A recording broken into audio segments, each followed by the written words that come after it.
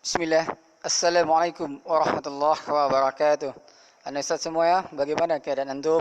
Semoga pada kesempatan kali ini, hari ini kita masih diberi kesehatan oleh Allah Ta'ala, ya, sehingga kita bisa beraktivitas, menjalankan ibadah, menjalankan sholat, berpuasa, ya, bisa dalam keadaan kuat, sehat hingga Ramadan selesai. Kalau puasa Ramadan ya, kalau sholat tentu ya sampai akhir hayat.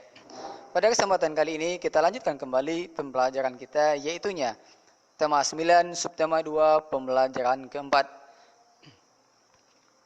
Sini ada seorang anak yang tidur mendengarkan radio ya. Radio ini merupakan salah satu iklan ya. Ya, boleh mendengarkan radio ketika sebelum tidur ya. Radio yang berisi program atau rekaman atau merotal. Oke, ayo mengamati. Di sini ada beberapa iklan. Yang pertama, ini yang nomor 1 adalah iklan yang ada di televisi, iklan partai. Ini biasanya sering muncul iklan partai ini pada saat pemilu atau pilkada. Contohnya Partai Demokrat, PDI, PAN, Nasdem, dan lain sebagainya. Yang kedua ini merupakan contoh iklan tentang HP ya. Membeli iklan aplikasi pendidikan anak berbahasa Indonesia, ini tentang aplikasi yang mungkin sila bisa di-download di Play Store. Yang ketiga ini tentang iklan, ya, iklan sampo. Ini yang ada di televisi. Begitu banyak iklan yang ada di televisi. Dari iklan makanan, kebersihan, ya, produk rumah tangga dan lain sebagainya. Ini merupakan, ini gambaran di atas merupakan aktivitas menjalankan ibadah kepada Allah Ta'ala. Yang kedua ini merupakan salah satu bentuk kerjasama ya. Manusia adalah makhluk sosial.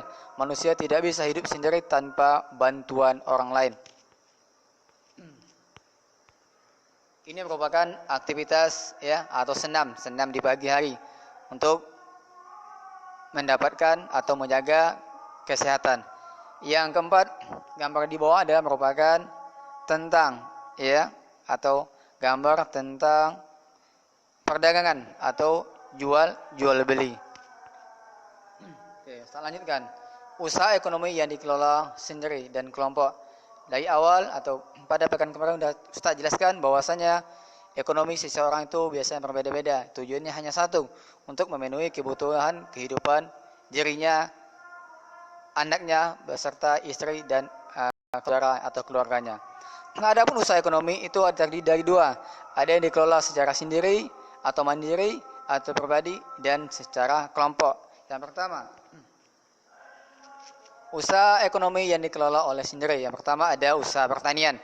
Usaha pertanian seperti ya bertani padi,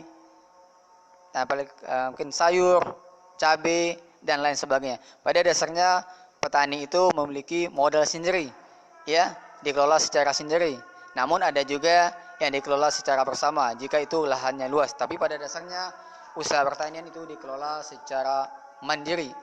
Yang kedua, industri kecil. Industri kecil ini maksudnya industri rumah tangga seperti pembuatan kue oleh-oleh, ya, seperti pembuatan peyek, pembuatan meja, pembuatan kursi, pembuatan anyaman, kerajinan anyaman, dan pembuatan tembikar. Intinya industri kecil ini adalah produknya sedikit dan karyawannya juga tidak banyak.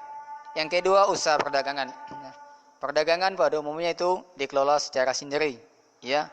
Contohnya tukang bakso, jualan empenyet, ya, dia yang bengkel dan lain sebagainya. Pada umumnya dikelola secara pribadi. Namun juga ada dikelola secara mandiri. Kalau sudah memiliki modal yang banyak, mungkin seperti mall itu bisa saja, ya, itu tempat perdagangan dikelola oleh secara banyak orang. Namun pada dasarnya usaha perdagangan itu dikelola secara mandiri. Kalau untung, alhamdulillah. Kalau rugi, tanggung sendiri. Yang keempat, usaha jasa. Ya, jasa itu seperti salon, bengkel, fotokopi, tukang cukur, tukang pijit dan lain sebagainya. Itu juga merupakan usaha yang dikelola secara mandiri. Ya, kalau mandiri ini ya kebaikannya kalau untung besar, alhamdulillah kita nikmati sendiri. Tapi kalau rugi, ya kita tanggung sendiri. Yang kedua, usaha ekonomi yang dikelola secara kelompok atau lebih dari satu orang. Yang pertama ada firma. Firma adalah perusahaan yang didirikan oleh sedikitnya 2 orang.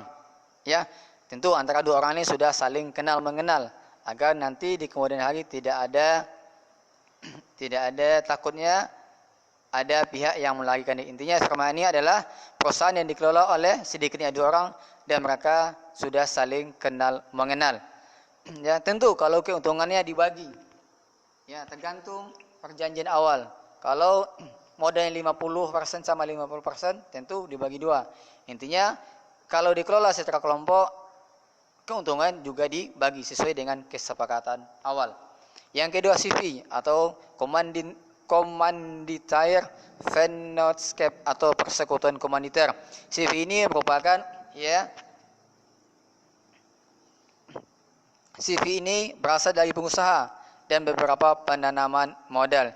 Intinya CV ini sebuah perusahaan yang dikembangkan dari firma. Kalau firma sudah maju, intinya mau butuh modal lagi, ditambah lagi orang yang menanam ke modal yang agak besar, ini disebut dengan CV. Yang ketiga, PT atau perseroan terbatas. PT adalah perusahaan yang modalnya diperoleh dari penjualan saham. Nah, contohnya kalau PT bisa saja nih contohnya PT-PT di industri di muka kuning. Ini merupakan adanya saham. Ya, sahamnya contohnya 100 miliar. Nah, berapa orang? Nah, apakah bisa 10 orang yang terlibat? Itu disebut dengan nanti yang menanamkan sahamnya, yang memberikan modal disebut dengan penanam saham. Yang keempat, BUMN, ya singkatan dari Badan Usaha Milik Negara. Maksudnya ini adalah usaha yang dikelola oleh negara. Contohnya Pelni, bandara, pelabuhan, ya PLN, ya Pertamina dan lain sebagainya. Yang keempat, perusahaan daerah. Perusahaan daerah ini adalah perusahaan yang modelnya dimiliki oleh pemerintah daerah. Contohnya kini di Batam itu Bank Rio Kepri. Itu contoh perusahaan daerah. Yang kedua kalau tidak salah Ustaz itu ATB. ATB itu sekarang sudah dikelola oleh BP Batam dan lain sebagainya. Selanjutnya koperasi, ya. Koperasi adalah usaha bersama dalam bidang ekonomi. Ya, koperasi itu ada namanya koperasi simpan pinjam, koperasi konsumsi, koperasi produksi, koperasi jasa, koperasi serba usaha. Intinya dalam koperasi ini adalah melibatkan banyak orang. Nah, contohnya koperasi simpan pinjam, ada anggotanya 10 orang. Berarti 10 orang itu berhak memberikan setoran awal, nanti setoran bulanan. Nanti mereka yang 10 orang itu boleh untuk meminjam. Di luar dari orang itu biasanya tidak boleh. Intinya koperasi ini adalah untuk mensejahterakan anggotanya. Oke, hanya ini yang saya sampaikan, materinya sedikit, semoga bermanfaat. Saya tutup dengan doa kafaratul majlis. Subhanakallahumma wa bihamdika asyhadu an la ilaha illa anta astaghfiruka wa atubu ilaih. Assalamualaikum warahmatullahi wabarakatuh.